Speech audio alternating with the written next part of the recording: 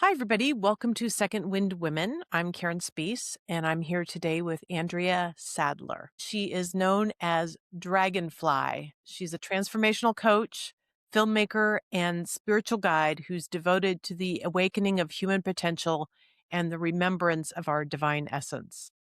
Andrea weaves the sacred threads of art, storytelling, energy healing, and ancient wisdom.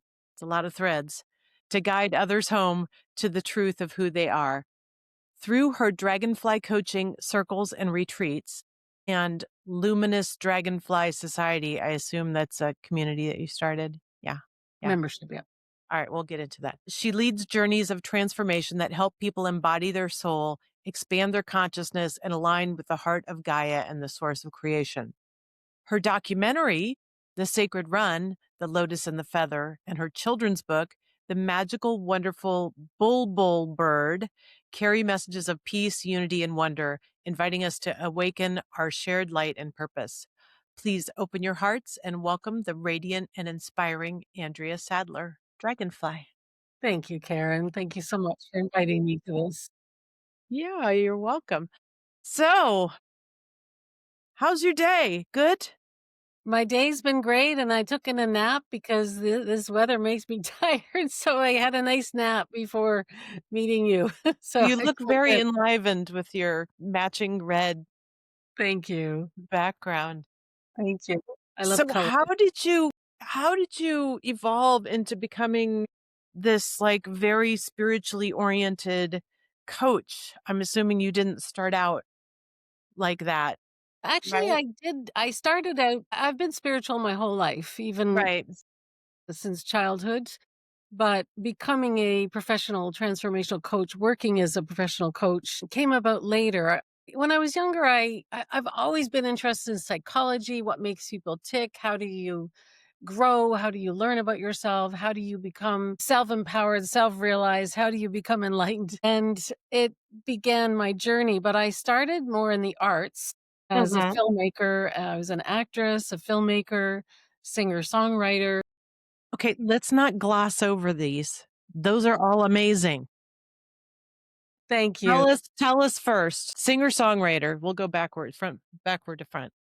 Yeah, so the I've sang my whole life since I was like 7 years old, and music was a way to comfort myself. And but then later in my life I just continued playing, and then I think it was in my later in my 30s I sang in a band, and I did the coffee house circuit. Mhm. But at the same time I was also finishing a documentary film that I had shot in Japan. And then I was also I had been living in Japan for 3 years, and while I was in Japan, I studied taiko drumming as well, and I would play my music at festivals, I'd sing Like and a play at festivals. true multi-passionate. I Wow. am I am a multi a renaissance woman. Wow. And then while I was in Japan, I was doing that all, and then I wanted to make a film while I was teaching English, but my goal was to pursue my creative goals, which was to make a film. And I studied pottery. I love to be creative. Mhm, If I mhm. could just make art all the time, I'd be happy. But there's this other part of me that is really wants to make a difference in the world and help people evolve and grow and heal. And so I was inspired to make this documentary film called The Sacred Run, The Lotus and the Feather while I was living in Japan, because I heard that there were indigenous people coming to run 4,000 kilometers across Japan for peace and environmental awareness. And there were 80 people from 14 countries who joined the run from age 2 to 72.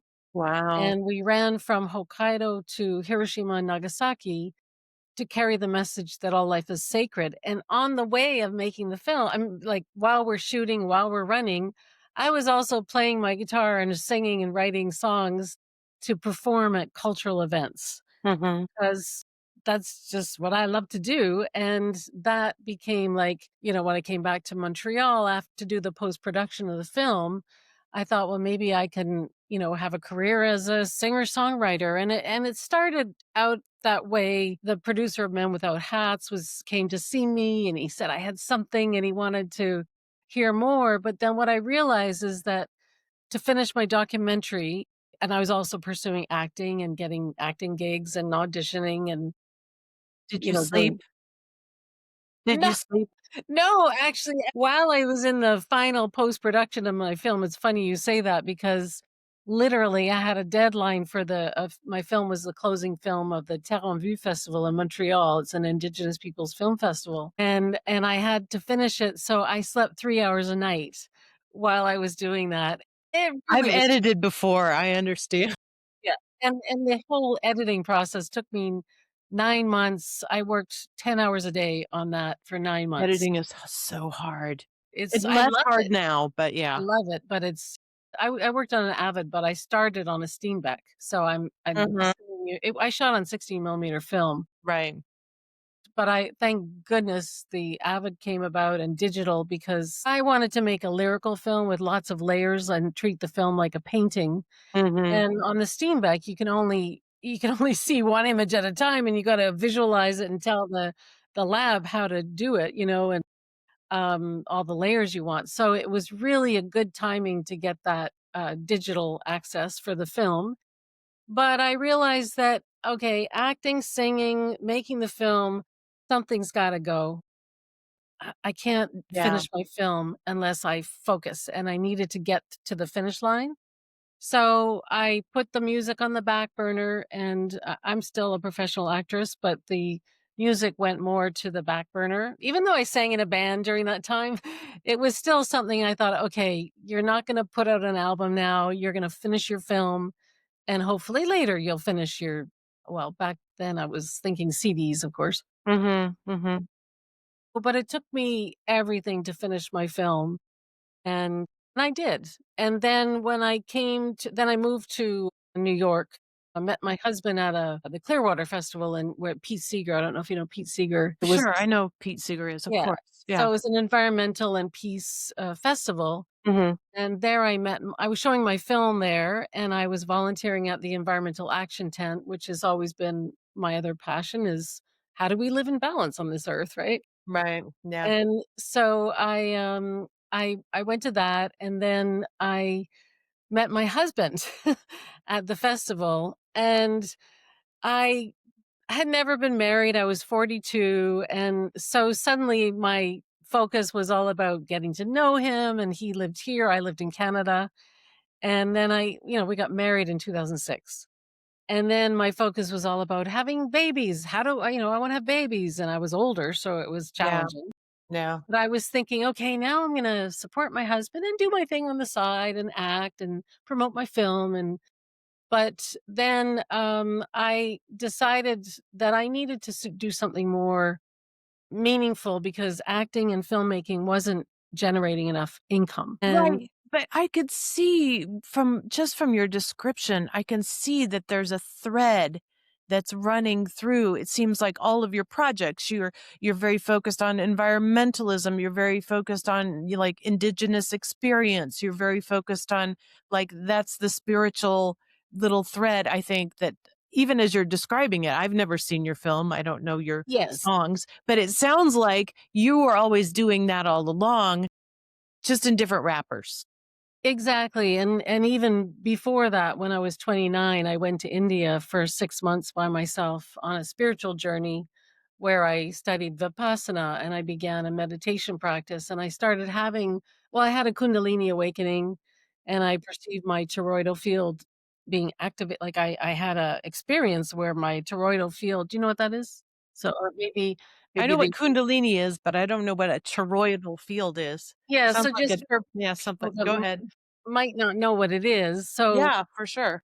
it's our electromagnetic field, and the toroid is a shape like a donut. So Oh, I've starts seen that where it goes like yeah. yeah.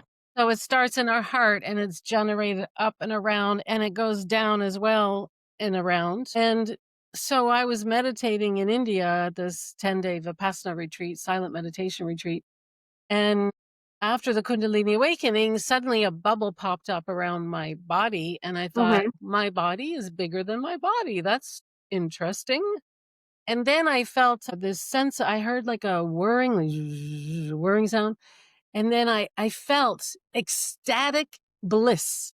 And I was like, I wanted to go, oh, but I couldn't because we are meditating. So inside I was doing these like, oh my God, this is what it is. This is samadhi. I thought I had read about samadhi and I experienced it. Which is like enlightenment for people who It's a don't know what taste of samadhi is. bliss and that's ecstatic bliss state. Mhm. And so from that moment, I continued meditating like 2 hours a day. The whole time I was traveling through India and up until this day, I still meditate. I don't meditate 2 hours a day, but I try to meditate twice a day, 20 minutes a day. And there's at a certain point, it just becomes part of your consciousness. You don't, I'm aware of my breath. So I know when I'm not living in my heart and I immediately bring my breath into my heart. Mhm.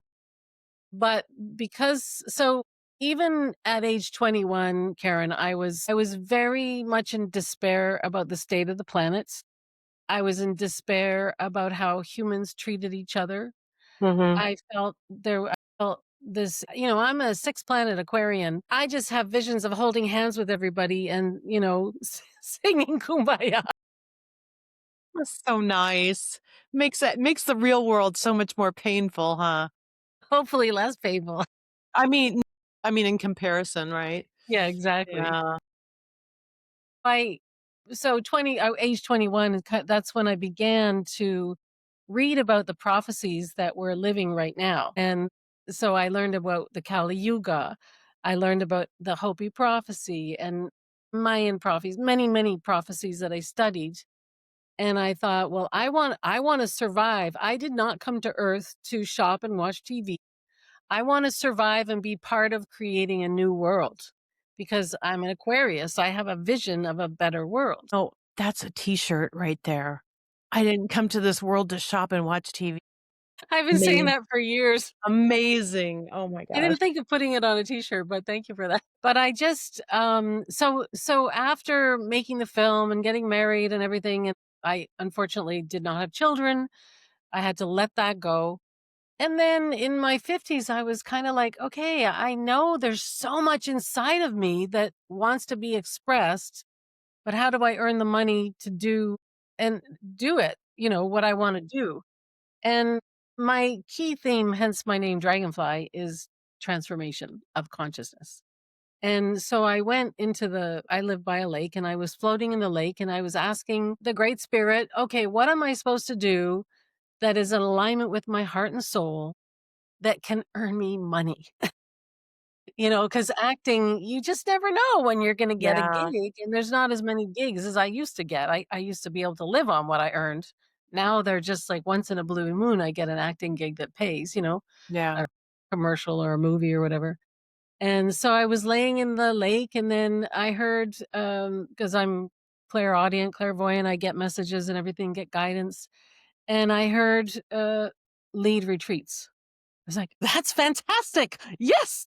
And then because I thought if I lead retreats, I can bring in theater, I can bring in writing, I can bring in music, I can bring in, acting, filmmaking, photography, storytelling, Right. and transformation, and meditation, and spirituality, and like clowning, for example, to bring it all in to give people a full experience.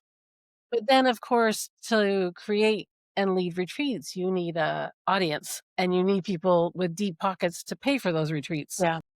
And then I thought, okay, that I'm not there yet. So I started leading women's circles and I had to overcome fear of persecution because when I was making my film, The Sacred Run, The Lotus and the Feather, you wouldn't believe how many people judged me.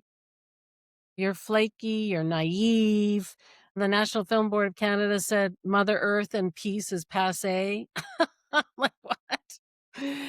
And I lost confidence when I was making my film, Yeah. and I know I'm going all over the place here, but No, it's fine. We don't have to be chronological at all.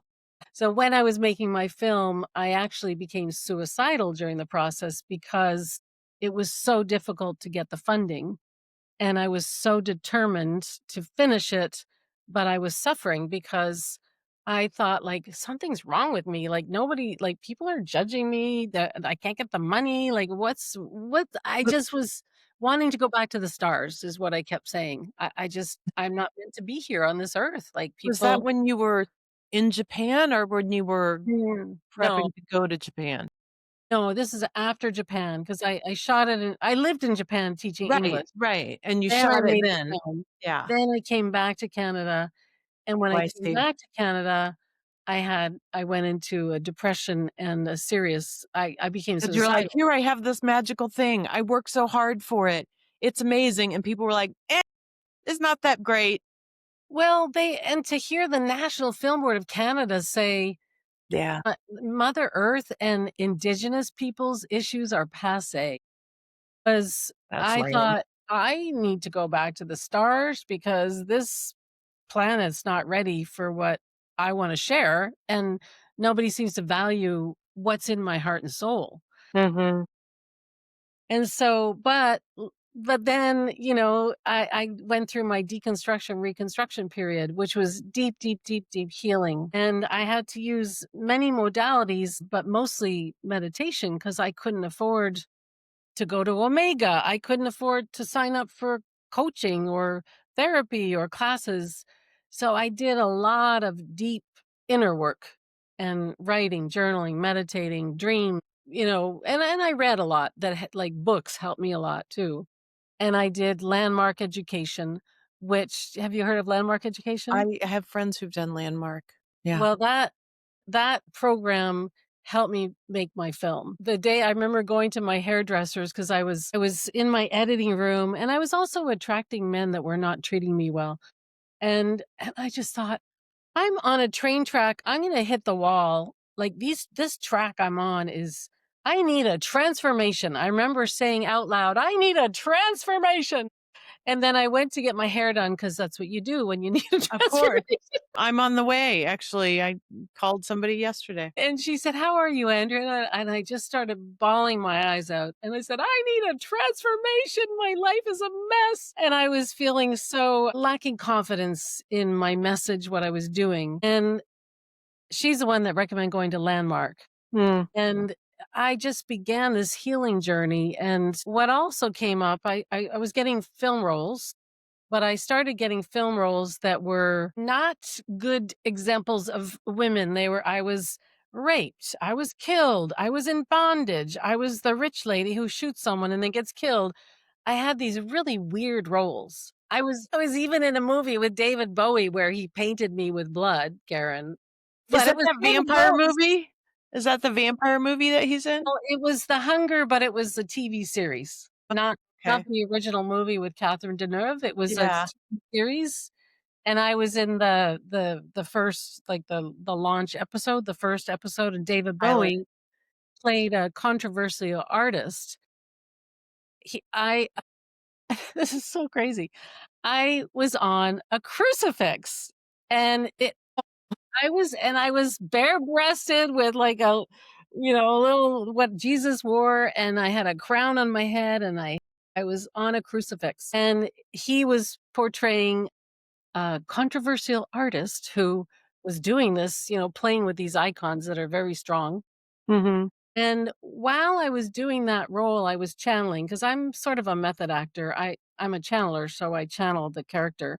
And I felt like I was channeling Jesus. And all I could think of was forgive them for they do not know. And right around that time that I was doing that healing, was also discovering that I had been sexually abused as a child under age 4 and later on as well because it was a pattern that continued. And I started doubting myself. I started feeling like I was shrinking and I felt like I didn't have what it took to succeed. But Mm, the role with David Bowie came like literally the week after I finished working with a shaman because I physically fell apart at a certain point. My body couldn't stand anymore. And I was rolling around my apartment because I couldn't walk. And my friends would bring me food, and this shaman would come every day to my house and work with me. And the shamanic journeying that she led me through really helped me. and the punching the pillows and all the, a bunch of releasing stuff. And all those things that I went through, now I help my clients with. And so I finished that healing process with this role of being on the cross. But what's interesting is that because I had been sexually abused, I was attracting roles where the woman was sexually abused I or mean, truthfully, it's not hard to find roles where the woman is sexually abused. exactly, or killed or the strangled Yeah. or something something, like, violence, right? Yeah. And I was attractive, so and they put me in these roles where, but I needed to heal that wound, and I did. And then when I was feeling, in that whole journey, I also read The Power of Now by Eckhart Tolle, and I started honoring my sensitivity because I'm a Pisces moon and I feel the pain of the whole world, and I'm sensitive and I cry all the time and I just feel so much. And Eckhart Tolle gave me the permission, like, it's okay to feel your emotions. Like, that's a superpower. Isn't that crazy that somehow we think we need permission for that because we're so shamed for it? I think the reason that people get shamed for being emotional or sharing emotions is that other people feel it, but they're trying so hard to keep it under wraps that when you don't keep it under wraps, that's a threat to them. You're absolutely right, Karen. And we've been living in a patriarchal society for at least 5,000 years that doesn't, that it's like you do not show your emotions. Right. Which is very harmful to men as well as women. Just want to point out Well, patriarchy hurts men too. of course, the patriarch. I know a man who committed suicide, and he was a fire chief. But he had a lot of pain, but he had to be strong, and he obviously couldn't, you know, um, express it. Right. So this whole journey has been so interesting because, like you said, there's been the transformation thread, transformation piece, just wanting to make the world better. But when I did the healing, I was able to finish the film, and then I met my husband. But the shift that when I was floating in the lake and like lead retreats, then I had to overcome my fear of persecution when I was like leading women's circles. I know I'm a past life regressionist as well. So, and I've experienced many past lives where, in one I was a healer and, lived in the woods and got killed and strangled or burnt and so in this culture that we live in that still thinks the tarot cards are of the devil, which they are not, and they still think, you have to go through a priest to have a I think conversation. they're from the printer, not from the devil, right? Sorry, couldn't resist. I love your Anyhow, go on. I love your sense of humor. Hi, it's Karen. I wanted to remind you guys to go to secondwindwomen.com/community dash offers to see all the offers from our guests for free meetups, discounts on products, consults, etc. So do check that out, and don't forget that we are here to support you. We can help you with Google ads, websites, Facebook and Instagram ads, Google reviews. There's so many digital ways we can support your business, and we're happy to help. Just reach out to me and my team. I wanted to just take a minute to tell you about a new business I'm working on.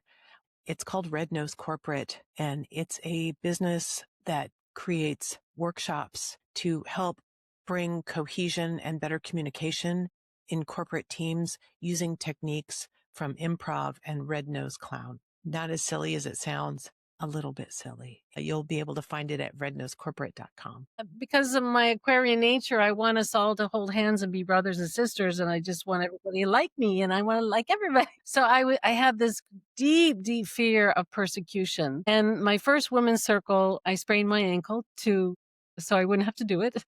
But my friend luckily said, "I'll help you," and we got through it. But I did experience judgment from friends who like, "Who do you think you are, leading women?" Like, Mm-hmm. it was weird. Yeah. And then I gained more confidence. I healed that wound, my sister wound, And then I was like, okay, now I'm ready to be a coach. And I wanted to be a transformational coach because I feel like I'm a multidimensional being and you can't just heal from a talking therapy. It's not Right. to just do talking therapy. For me, it wasn't. And for most people, because we store emotions in our body, you have to do somatic. You have to connect with your soul. You have to connect with spirit. You connect with earth. You get support from beyond the limited human self, right? So would you say that's the definition of a transformational coach? What would you say is if someone asks you what's the definition of a transformational coach? I mean, it seems obvious, but I'm sure you have a more deep answer. Yeah, I would say it is on a multidimensional level. So it's not just like taking action in the 3D world, but it's about, I do a lot of guided journeys. I do movement and mudras and breath work and somatic work because it's, yeah, multidimensional. We're not just talking about the head, the mind, what you need to do to take the next step, because underlying those actions you take, if you haven't healed your trauma or you lack confidence or you doubt yourself, then it makes it very hard to do the action in alignment. So, transformational coaching is about sustainable transformation, not just like, okay, we're going to get a project done and that's that. It really transforms the whole person's consciousness. It's about transformation of consciousness and Okay. remembering that you're not just human, you're also an infinite soul being who came here for a reason. And culture doesn't support, meditation, for example, is, how I've really Depends connected. on who in the culture you're talking to. I mean, it's not we're not homogenous, but I No, know what you're saying. but when I came back from India, I wanted to teach meditation, and a lot of people said, "Well, that's not my religion." I'm like, "It's not a religion. It's a Right. tool. It's a technique to raise your consciousness." And so, yeah, so transformational coach is a full transformation. And one of the programs that I do that I lead is called Activate, Align, Ascend, and that's a 12-week chakra program. Mhm. And it's it's mind-blowing how much the women transform in that course. Even, like, by week 4, things are happening because it's a potent container where we meet weekly, Mhm. and every energy center is connected to a phase of growth. So if you were not loved as a child, or in my case, I was sexually abused, I didn't feel okay. I thought something was wrong with me. I didn't have that unconditional love. Not many of us do get that unconditional love. If you do, you're very, very lucky to have Yeah. parents who Yeah. love you unconditionally. Are you working with people in person or are these remote where you're meeting once I a do week? both. I do both. I have, mostly my private clients are online, so and they're all over the world, so it's great.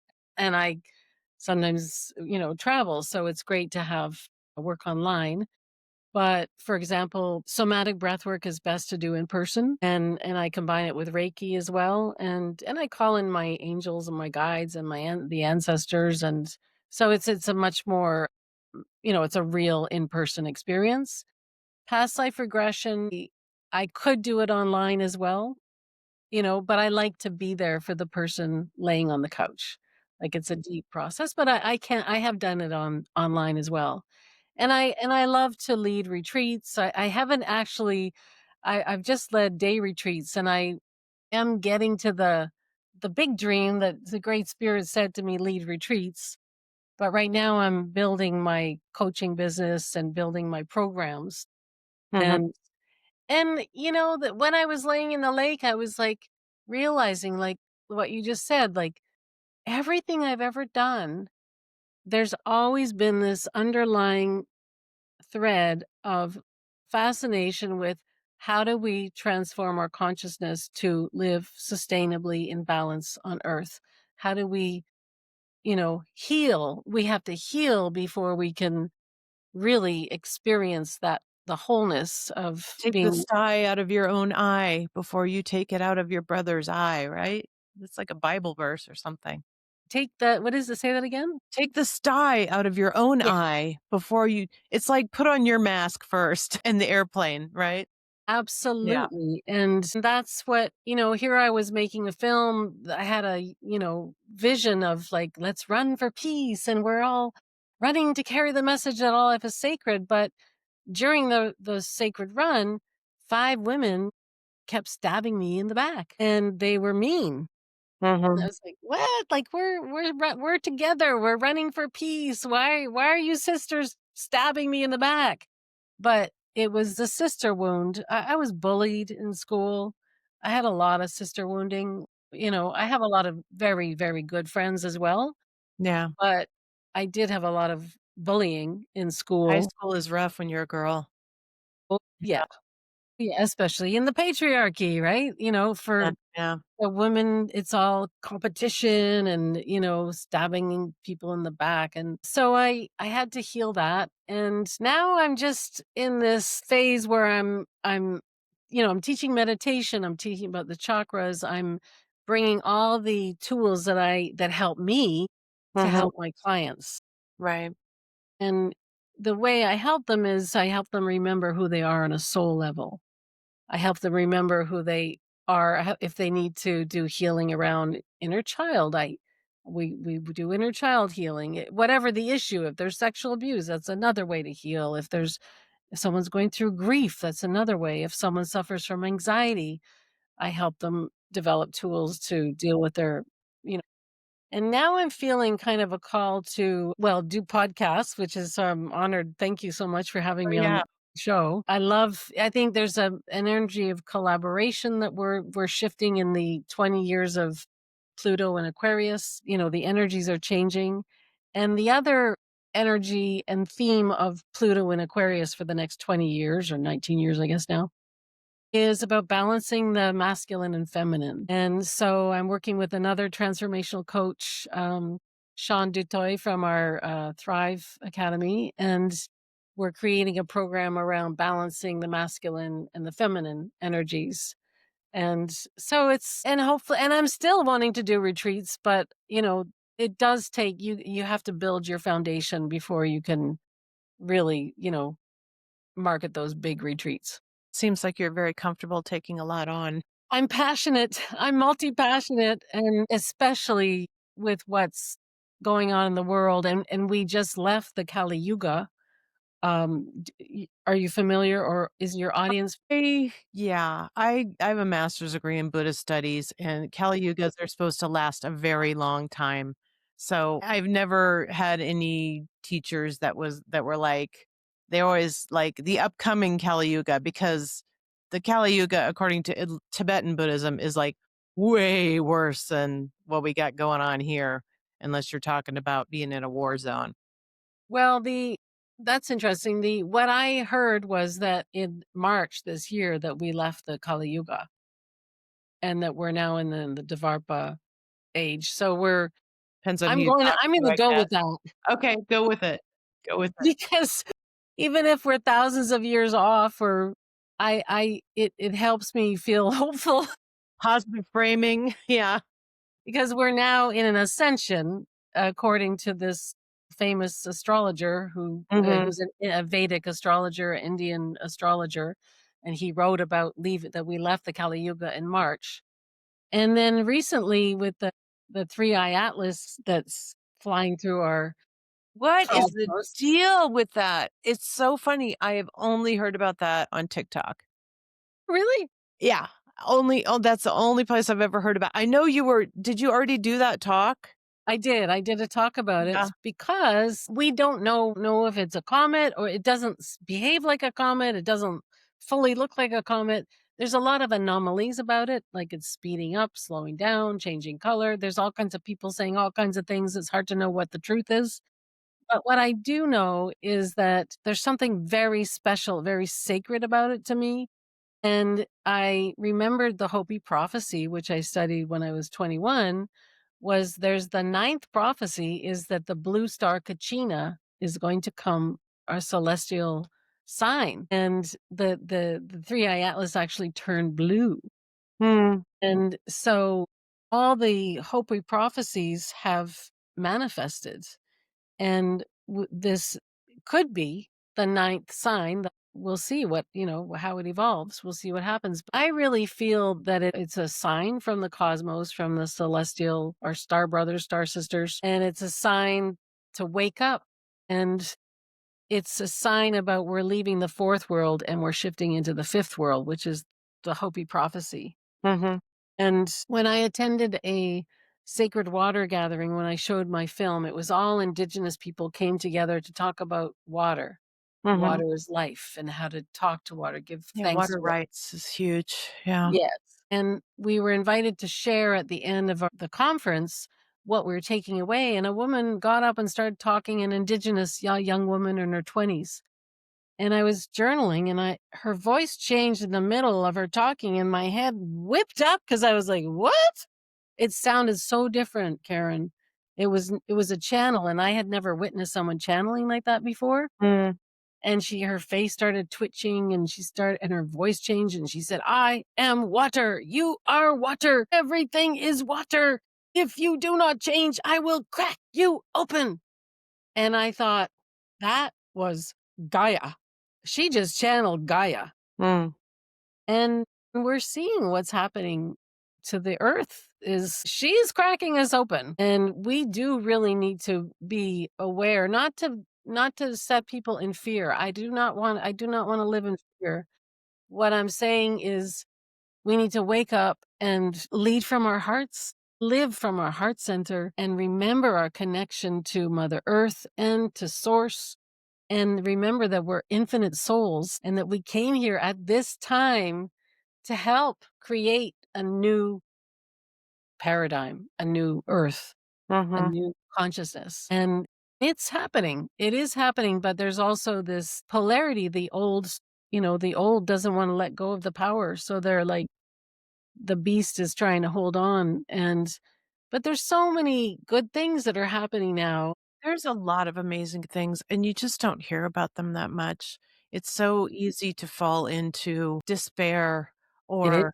or homogenizing yours and others' experience going like, "Oh, it's just the same as it has always been," which isn't true, but it's just easy to gloss over because there's a great story about these 2 monks that are, like, walking down the street, and one of them looks over and they see an oak tree, and there's also a a letter that is tree. The name of the letter is tree, and one monk turns to the other one, and he's like, "They call that a tree," and they both start laughing because have you ever seen 2 trees that look the same? You know, right? But we have this because actual experience can be so intense, we tend to homogenize it, which really is to our detriment, I think, a lot of the time. Well, we've been soaking, marinating in the patriarchal way of living, which is logic, the emotions, the soul. A lot of people don't even think they have a soul. Like they're like, no, I live and I die. Or they don't see that they're an infinite being for a sacred purpose. We didn't come here just to make more things and buy more things. Did you say shop and Shop and watch TV. I mean, we're creative co-creators. What is kind of disturbing, but not surprising since we're 20 years into Aquarius with Pluto, is transhumanism. There's that happening with AI and artificial intelligence, robots. But we must not forget our humanity and that we're spiritual beings. And it's not going to make our life better. Well, for some people, like if you can't see or you can't walk, then Yeah. there's, AI, artificial intelligence, and it's useful tool. Mhm. But there are people in the world that have a lot of deep pockets who want us to get a chip put in us. And Yeah. they don't want us to use computers. They just want us everything to be inside. And I will never, ever, ever say yes to that. And I think there's a danger that many people will be seduced by that. So that's why I'm on a mission to help people remember that you're a soul. You're I an I love what infinite you're soul. saying about, like, leading from your heart. I mean, no matter how religious you are, no matter how pragmatic or atheist you are, that's a powerful message. Yes, and the whole thank goodness, like, the, heart math coherence is becoming more popular that, they did EKG studies where if a person's stressed out, it's, they're in their heads and, like, their EKG for the heart and the head are all wonky, but as soon as you breathe into your heart, there's a coherence, and suddenly you get answers, you feel joy, you feel peace, you're able to sit in silence, and our world, unfortunately, is so bombarded by information that many people don't know how to sit in silence. And that's where we get guided. That's where we receive wisdom from our higher soul or from spirits, angels, guides. I don't know. I hear a voice sometimes that guides me, it's like, but if you don't, people want to be, if you don't meditate, you don't benefit.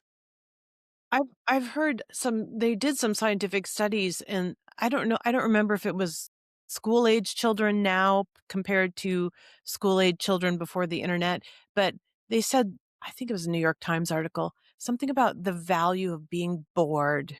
Yes, it was. I just listened to that in a video about the psychology of people who grew up in the 70s.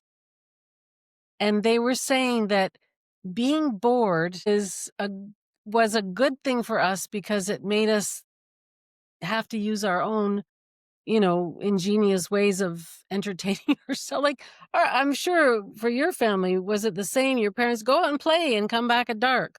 Yeah, yeah. Don't go far enough so that you can't hear us. Right, but That was it. we experience the world in a different way that children are now, Yeah. and I really am so grateful that I experienced an analog world so that I know how to sit in silence, and also my meditation practices help me a lot with that, 'cause that can, cause people stress, like, "Oh, I can't meditate 'cause I can't stop thinking." Yeah, well, that's the nature of your mind. Oh my But the god, more you meditate, the more you can find moments of that space. that just kills me. That just kills I see so many people, and every time we talk about meditation, they're like, "I'm not good at meditation." That's not the point. The point is not being good at it. You don't become, pass the meditation test. Bing. Exactly. It's like anything, if you wanna master it, you have to practice it, and you gotta show up and keep doing it. But it's, just for your audience, I'm sure your audience, a lot of people maybe meditate, but if there are people who want to and are having trouble, it's really, just a tip I can give is that think of a train that's and your thoughts are like trains. And when you watch a train, if you watch a train, you're like, "Oh," your head's going back and forth like a ping pong, a tennis match.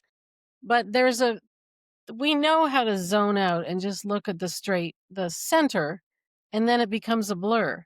That's how the thoughts train. Often I say that train left the station when I can't remember what I was going to say. It's like, oh, that train left the station because, our thoughts carry us to another thought and another thought. And we're worrying about the future and we're sitting in a beautiful That's a house. great analogy. I love that. It helps me a lot. And breathing fully into the belly. When you do this more and more and more, it just becomes the way you live. And the beauty of it is you start to experience synchronicities, you start to receive guidance, you start to have a communication with Mother Earth, and you start to like receive feathers or, there's joy. It's not like just a bunch of trees that are green or whatever. No, the trees are alive, the animals are alive, the trees are brothers and sisters. And when I was going through my healing period, people were letting me down. I didn't have much luck with human beings, Mm. but what supported me was I would lean in against a tree and I would talk to that tree, and that tree would, it's not like obviously, but it would be a telepathic communication. Mhm. and the wind. Indigenous wisdom is so profound, and I really feel that, the combination like, I've always been on a spiritual path, but I'm so grateful that on my way to India, I met an indigenous person and I was invited to the medicine wheel gathering in 1998, 19 I was 1990 actually, 1990. And it was the first medicine wheel gathering they'd ever opened up to other people than the indigenous people, and they had been banned from doing it for many hundreds of years. In India? No, no, In North the United American States? Indians in Canada, indigenous people in First Canada, Nation people. Yeah. First Nation people in Canada, and that I literally fell on the ground with understanding that it's not just Mother Goose, the concept of Mother Goose, right? That's what I grew up with, Mother Nature. She's alive. The trees are alive. All of nature is alive and water is sentient.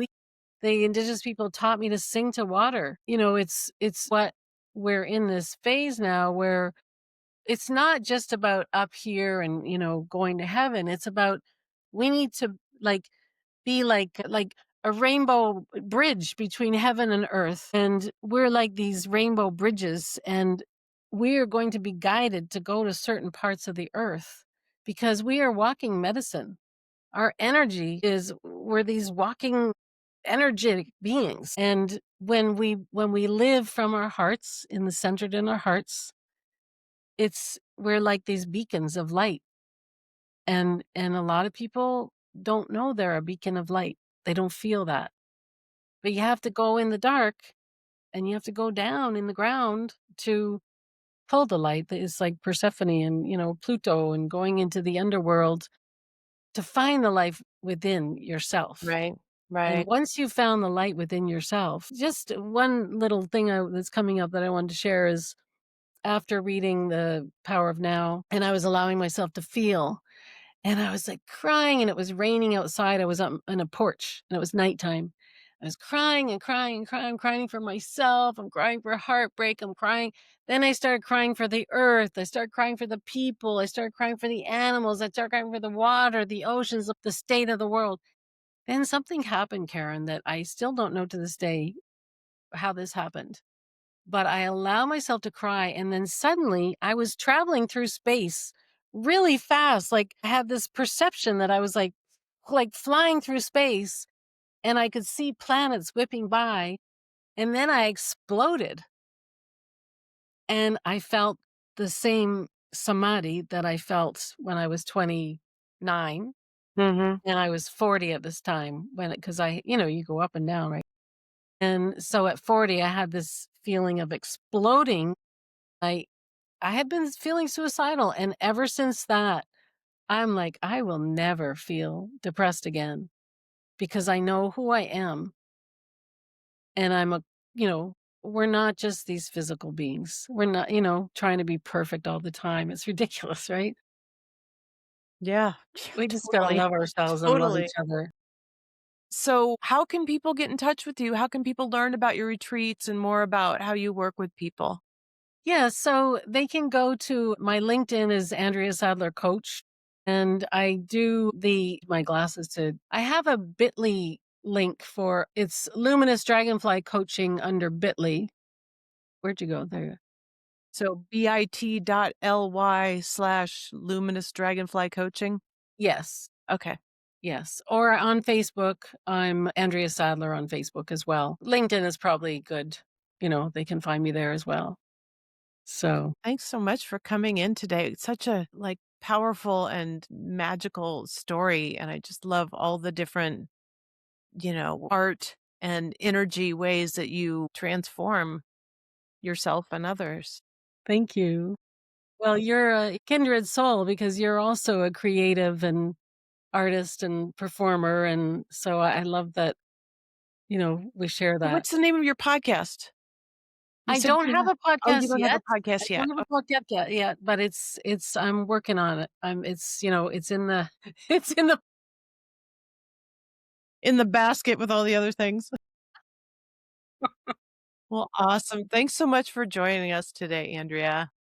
And one more thing, on Facebook, I have a group called Dragonfly Sistership. So it's specifically for women and it's called Dragonfly Sistership. So that's an easy way. You can just join there. And then in about 2 weeks, if you have male audience, I'm starting with Sean. It's the Wholeness Sanctuary, restoring the masculine and the feminine. We have a Facebook group that's going to be launching in about 2 weeks. Great. Thank Awesome. you so much, Yeah, Karen. I so really many ways appreciate to it. connect. Yeah. Thanks, Andrea. All right. Take care, Bye. everybody. Thanks for watching today. I'm glad you watched the whole thing. If you could do us a favor, it would help so much if you hit subscribe. It helps give us just a little boost to keep this podcast going. Thank you.